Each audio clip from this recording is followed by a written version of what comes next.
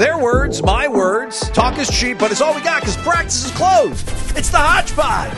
What? Is this from the people? Day 2, spring football. As always, following practice, Mike Norvell, and on Thursday, big dogs. Darrell Jackson and James Williams. But first off, was it a good day? It was a good day. Onward. With big stature, Jackson listed at 6'6", 337 pounds. Williams, 6'6", 262.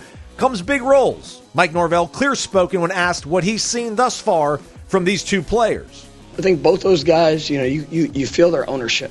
And, and that's it's an important word, but it's also, it's the actions that come with that is, for what they want it to look like, what they know it needs to be. Those are two guys that you challenge in the room because, they both do have experience. And, I think they have, high ceilings in what this next year can be. And, it's about going out and every day and working to be the example for what we want this defensive line, what we want the defense, and then, ultimately what we want this football team to look like. Leadership, vitally important, but lacking last season, something Darrell Jackson vowed to correct, even if he and Williams are having to learn that on the job. I wasn't a vocal leader last year, I felt myself because, really just, I had people here and not holding us to a certain standard. So, I let that get by, and I was frustrated at the end of the year that I let myself down for doing that. So just this year, man, I just want to become a vocal leader and just bring the guys along.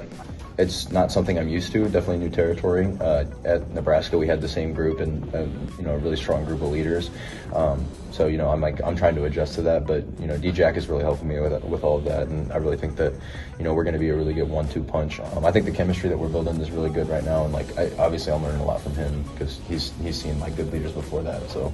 Along with being designated leaders, both are carrying massive individual expectations, as evidenced by their position coach, Terrence Knighton. He's there. He's put on 20 pounds. He looks great. He's 265, and when we're at our previous school, I had to fight with him every day to be 250. So now he wakes up 265. His mind is right. He loves Coach Norvell. He's enjoying the team. It's just a positive environment, and that's what he needed.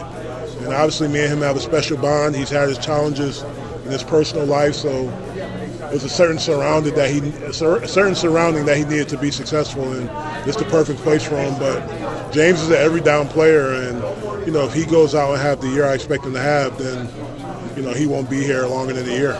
Me personally, watching the D tackles around the country and watching him play last year, he should be the first D tackle taken off the board in the draft next year. So that's the standard that I have for him, that standard that he has for himself, and so far so good. Norvell asked by the great Corey Clark whether he shares the same optimism and is eager to shine the same light on their contributions.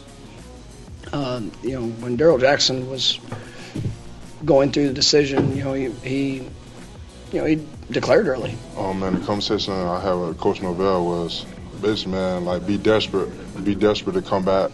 And he made the choice to come back, and I told him, you better not even think about coming back unless you plan on being a top 10 pick.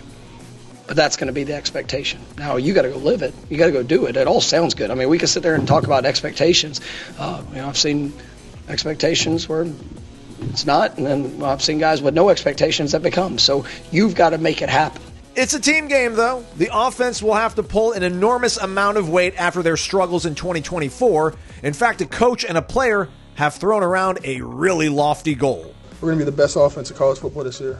That's the mission. We're going to be the best offense in the country. What's Mike Norvell think about the buzz around chasing the number one spot on offense? Is that gusto from Gus Malzahn, or are they speaking things into existence? The answer is, I guess, yes, because it's both the same. I remember 2007, went to Tulsa, and I think we had maybe 2 or 3 returning players. One of them was a really good quarterback, had a really good running back, and I think one offensive lineman that had started. And went in and said, we're going to be the number 1 offense in the country. And we had, a lot of guys that, elevated, themselves, and obviously the things that that he poured into it, the things that the players poured into it, belief, confidence, work, embracing the challenge of what it would need to be to